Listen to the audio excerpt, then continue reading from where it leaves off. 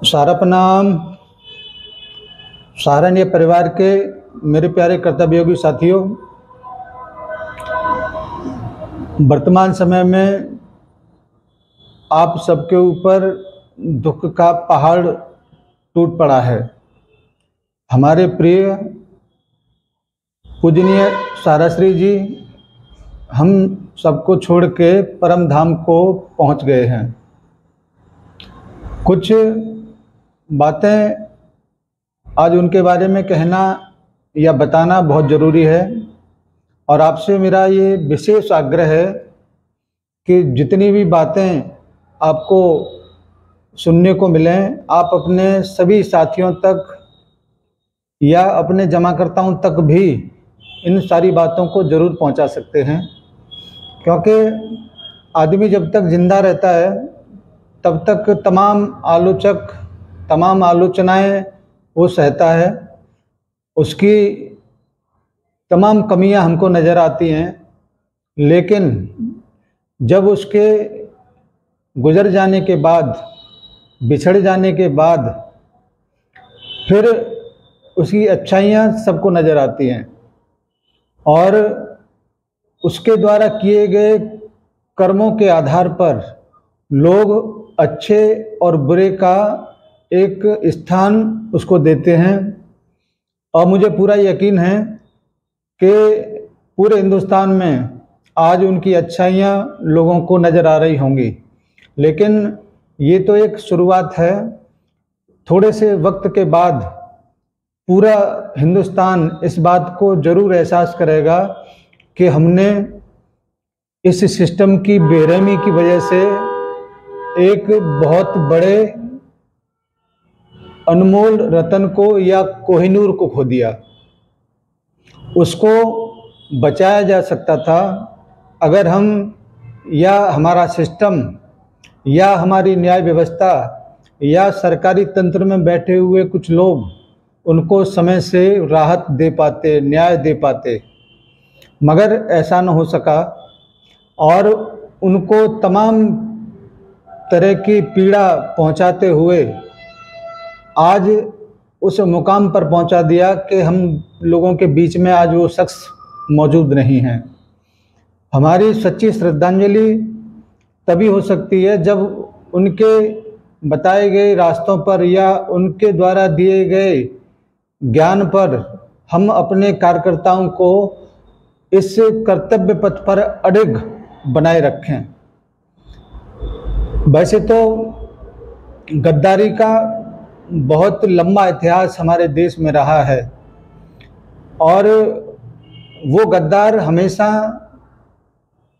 हर समय में मौजूद रहे हैं, चाहे वो जयचंद की बात हो, चाहे वर्तमान में तमाम सहारनपुर परिवार में गद्दार हैं उनकी बात हो, तो ये गद्दार हमेशा बने रहेंगे। और निश्चित रूप से ऐसे लोग पहचाने नहीं जाते हैं। वो जो कर देते हैं उसके बाद पता चलता है कि उन्होंने क्या गद्दारी कर दी। जैसे जयचंद को याद किया जाता है, वैसे ही सहारनपुर परिवार में बैठे हुए कुछ लोग जो गद्दारी के रूप में सामने आते हैं वो भी पहचाने जाएंगे, मगर उनके द्वारा किए गए कार्यों की वजह से हमारा ऐसा नुकसान हुआ पूरी संस्था का जिसकी भरपाई करना असंभव है। क्योंकि वर्तमान में जो भी परिस्थितियां रही हों, उन परिस्थितियों में उनको निकालने का जो जिम्मेदारी थी, चाहे वो न्याय व्यवस्था की हो, चाहे सरकारी तंत्र में बैठे हुए लोगों की हो, वो कर सकते थे लेकिन नहीं किया। जबकि हमारे ही देश में कुछ समय पहले कुछ चीज़ें ऐसी किया गया, पता नहीं ऐसा क्या हुआ कि उनको आज अपराधी के रूप में प्रस्तुत लोगों के सामने किया, जबकि पूरी दुनिया इस बात को जरूर महसूस करती है कि वो शख्स इस लायक नहीं था जो व्यवहार उनके साथ किया गया। मैं याद दिलाना चाहूँगा कि अगर कोई व्यक्ति गलत है, खराब है, तो उसको पुरस्कृत नहीं किया जाता। मगर ये एक अपने आप में अनूठा एक उदाहरण है कि माननीय साराश्री जी को तमाम ऐसे पुरस्कार प्रदान किए गए जो उस वक्त लोगों की नज़र में अच्छाइयाँ उनके अंदर थीं, तो उन्होंने उसको पुरस्कार दिया। मगर परिस्थितियाँ किस प्रकार से बदली या बदल दी गईं, ये अपने आप में मनन करने का विषय है। आज मैं आपको उनके बारे में केवल इतना ही कहना चाहूँगा कि उनके द्वारा किए गए कार्यों के आधार पर पूरी दुनिया ने उनको सैल्यूट किया, पूरी दुनिया ने उनको नमन किया और उसके बदले में उनको वो पुरस्कार दिए गए जो किसी भी कॉरपोरेट घराने के मुखिया को नहीं मिले। अगर वो इतने ही खराब थे, अगर वो इतने ही गलत थे, तो ये पुरस्कार उनको नहीं मिलना चाहिए था। मैं कुछ चीज़ें उनके बारे में आपके समक्ष रखना चाहूँगा। साल था 1992 जब उनको बाबाई रोजगार पुरस्कार दिया गया। साल था 1994 जब उनको कर्मवीर सम्मान दिया गया। साल था 1994 जब उनको उद्यम श्री का सम्मान दिया गया। साल था 2001 जब उनको दी नेशनल सिटीजन अवार्ड दिया गया। साल था 2002 जब उनको बिजनेस ऑफ द ईयर का सम्मान दिया गया। साल था 2004 जब उनको ग्लोबल लीडरशिप का सम्मान दिया गया। साल था 2004 टाइम मैगजीन के द्वारा रेलवे के बाद भारत में दूसरा सबसे बड़ा नियोक्ता के रूप में नामांकित किया गया।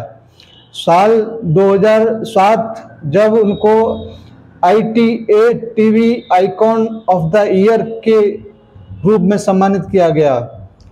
साल था 2010 जब उनको विशिष्ट राष्ट्रीय उड़ान सम्मान प्रदान किया गया। साल 2010 जब उनको वोकेशनल अवार्ड फॉर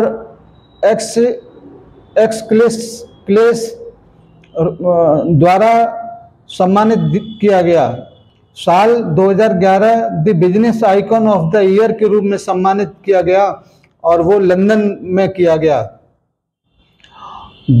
डीलेट की मानद उपाधि 2011 ललित नारायण मिथिला विश्वविद्यालय दरभंगा में उनको सम्मानित किया गया। 2012 में इंडिया टुडे के द्वारा भारत के 10 सबसे प्रभावशाली व्यवसायियों में उनको शामिल किया गया।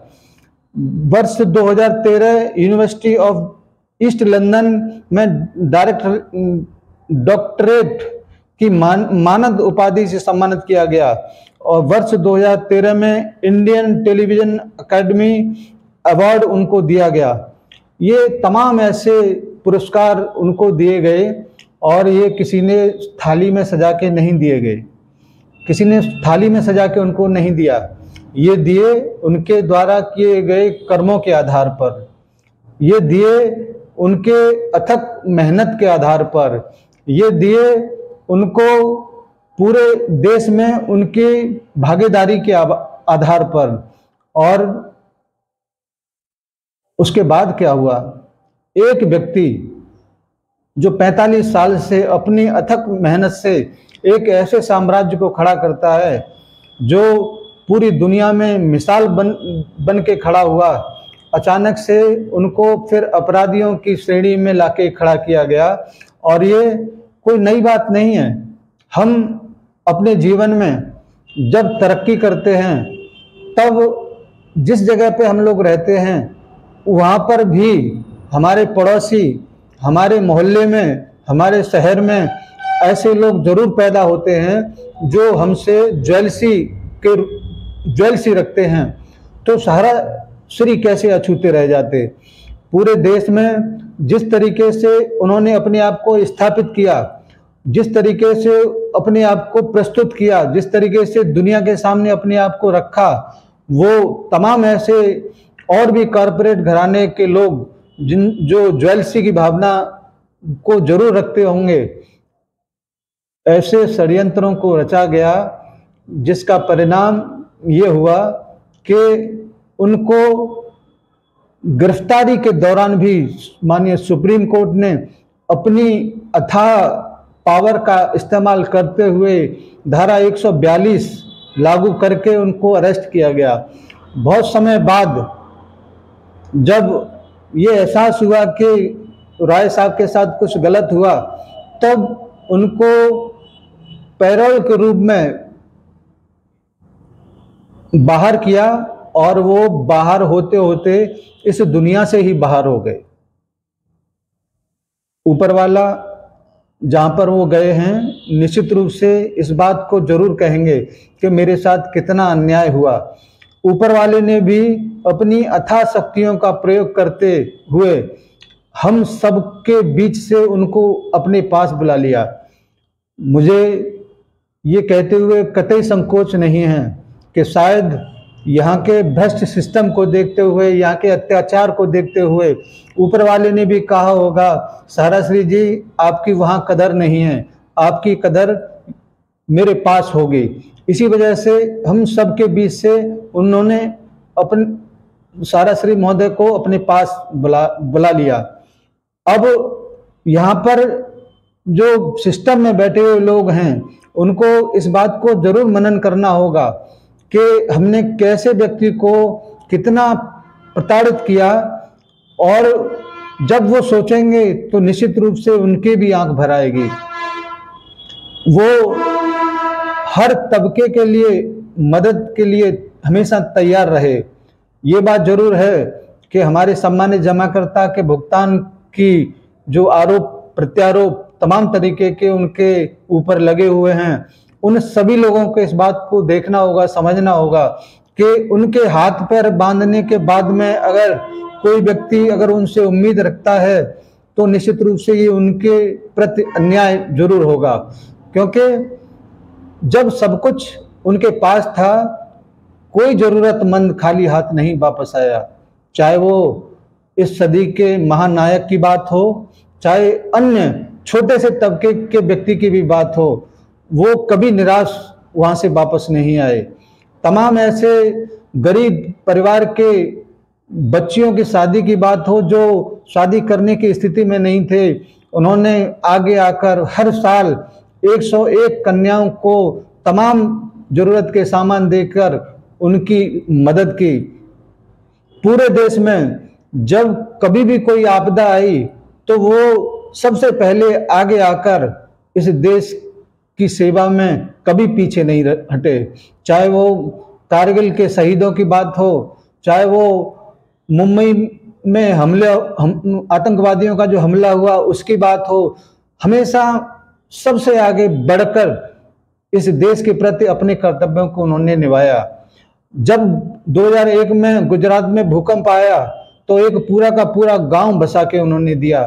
तमाम ऐसी गाथाएं उनके पीछे छूट गई हैं जो हमेशा हम सबको याद आएंगी, और उनके एहसान, उनका जो भी कर्तव्य था उसको हम लोग कभी भूल नहीं पाएंगे। किस प्रकार से एक व्यक्ति छोटे से तबके से आकर, जिसका कोई बैकग्राउंड इतना लंबा चौड़ा नहीं था, जिसका कोई कॉरपोरेट बैकग्राउंड नहीं था, उसने उन तमाम जिनको विरासत में मिला था उनके समकक्ष अपने आप को खड़ा किया।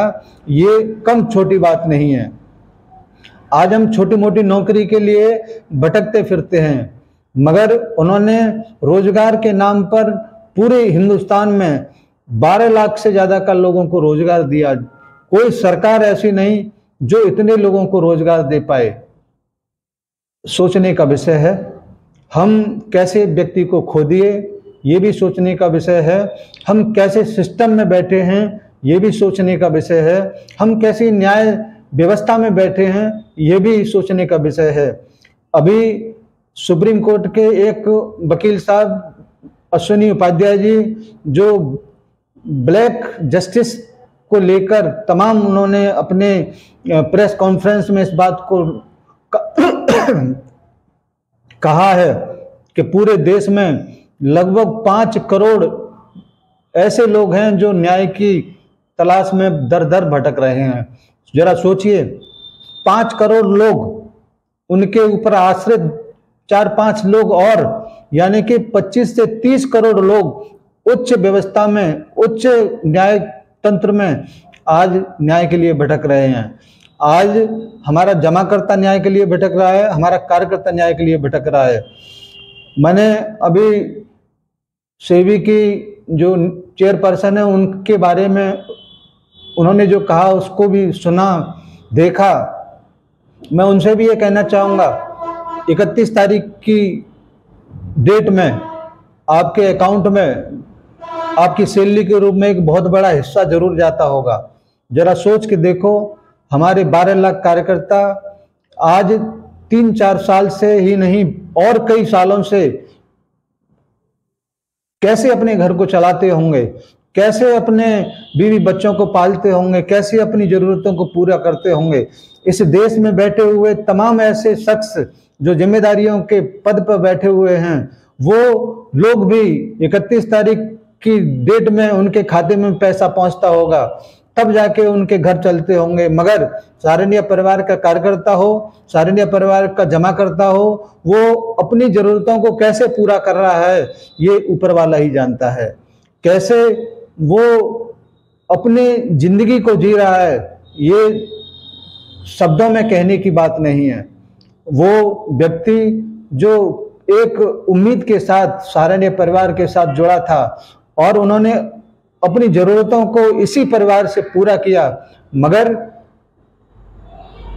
कानून के रखवाले, सिस्टम में बैठे हुए लोग, उन्होंने करोड़ों लोगों की कोई बात नहीं सोची और पूरे चलते हुए सिस्टम को, हंसते खेलते परिवार को उस पोजीशन में लाके खड़ा कर दिया जिसको बताने के लिए मेरे पास में शब्द नहीं है। मैं समस्त ऐसे जिम्मेदार पर्सन से जरूर कहूँगा कि अब बहुत देर हो गया है, कहीं ऐसा न हो कि पूरा हिंदुस्तान एक साथ खड़ा हो जाए, फिर किसी को रोकना बहुत मुश्किल होगा। इसीलिए अभी भी समय है, न्याय दो और सबको न्याय दो, चाहे वो कार्यकर्ता हो, चाहे संस्था हो, चाहे वो जमा करता हो, सबको न्याय की जरूरत है। आज अपनी श्रद्धांजलि मैं माननीय साराश्री को इन शब्दों में जरूर दे रहा हूं कि जो कुछ भी हुआ अन्याय हुआ और उस अन्याय को न्याय में परिवर्तित करने की जिम्मेदारी अब शीर्ष पर बैठे हुए राजनेताओं की है, शीर्ष पर बैठे हुए पदाधिकारियों की है कि वो शीघ्र न्याय दें जिससे करोड़ों लोगों को राहत मिल सके। मैं अपने कार्यकर्ताओं से भी ये कहना चाहूँगा कि आज की जो जानकारी है वो अपने कार्यकर्ताओं तक, जमाकर्ताओं तक जरूर पहुँचाएं, जिससे वो भी इन सारी बातों को समझ सकें, देख सकें। एक बात और मैं कहना चाहूँगा, माननीय साराश्री जी आज हमारे बीच नहीं है, लेकिन उनके द्वारा बताए गए, उनके द्वारा दिए गए ज्ञान का भंडार पूरे सारनिया परिवार के लाखों कार्यकर्ताओं के बीच में आज भी विराजमान हैं। व्यक्ति नहीं रहता लेकिन उसके विचार हमेशा रहते हैं, विचारों को नहीं मारा जा सकता। आज हमारे सारनिया परिवार के जो भी कर्ता धर्ता होंगे, आने वाले समय में आप सबको न्याय जरूर मिलेगा, आपका भुगतान भी होगा। संस्था कभी समाप्त नहीं हो सकती, संस्था अजर अमर है और आगे भी चलेगी और आपका एक एक पैसे का भुगतान कराकर ही दम लेंगे। मुझे आपसे ये जरूर कहना है कि अपने कर्तव्यों को निभाते हुए मैं अपनी बातों को रख रहा हूँ, आप भी अपने कर्तव्य को निभाते हुए पूरे जमाकर्ता तक, कार्यकर्ताओं तक इस संदेश को जरूर पहुँचाएं। सारनिया कल था, आज है और कल भी रहेगा। कोई माई का लाल पैदा नहीं है जो सारनिया परिवार को बाइंड अप कर दे। हम पूरी मुस्तैदी के साथ हर मोड़ पर सारनिया परिवार के साथ खड़े हैं। आपसे आग्रह है, अगर मेरा बात आपको पसंद आया हो, अगर मेरा बात आपको अच्छा लगता है तभी आप लाइक करिए, अन्यथा बिल्कुल साइड से होकर निकल जाइए, आपको भी इस वीडियो को देखने की जरूरत नहीं है। सारा इंडिया परिवार का हर वो कार्यकर्ता अपने कर्तव्य को जरूर निभाएगा, चाहे वो पेमेंट की बात हो, चाहे इस पूरी व्यवस्था की बात हो, हर मोड़ पर खड़ा नजर आएगा। आज की बात को मैं यही समाप्त करता हूं और उम्मीद करता हूं कि आप अपने कर्तव्य को जरूर निभाएंगे और निश्चित रूप से लाइक करके मेरा हौसला बढ़ाएंगे। जय हिंद, सादर सारा प्रणाम।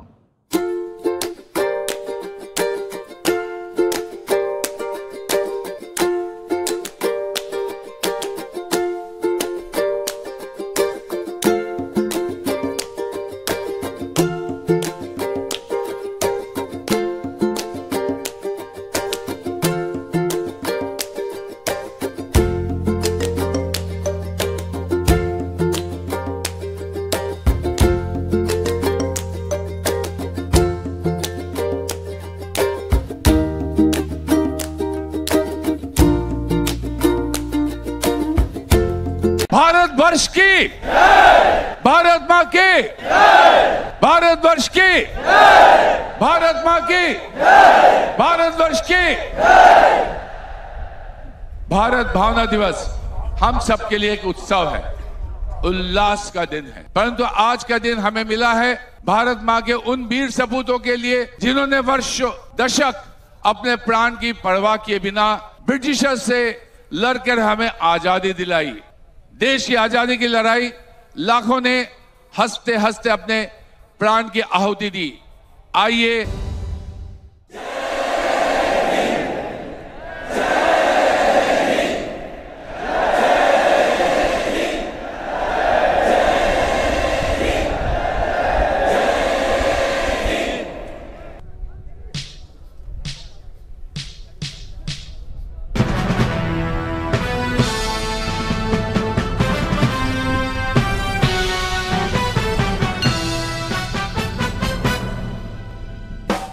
हम सहारा जन सहारा गान बनकर आ।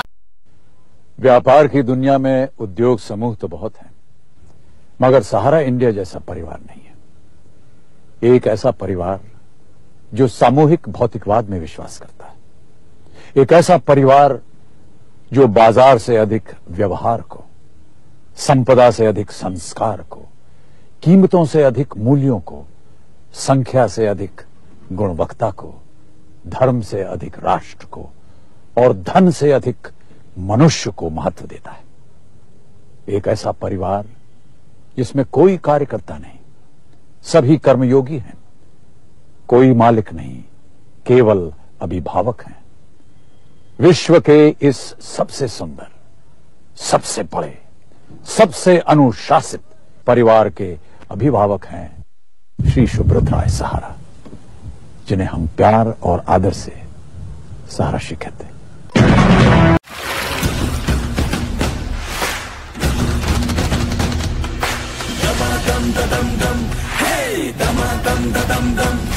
मेहनत का कहना मान ले, रुकने का ना तू नाम ले।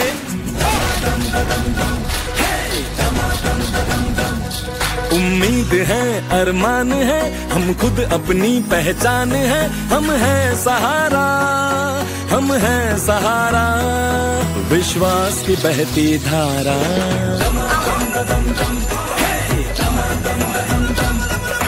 कस ले हम जो मुट्ठी कस ले, किस्मत अपनी हम खुद लिख ले। बढ़े हर कदम जोश हमारा, हम हैं सहारा, हम हैं सहारा, विश्वास की बहती धारा। सहारा इंडिया परिवार, आत्मविश्वास की ताकत। सहारा प्रणाम।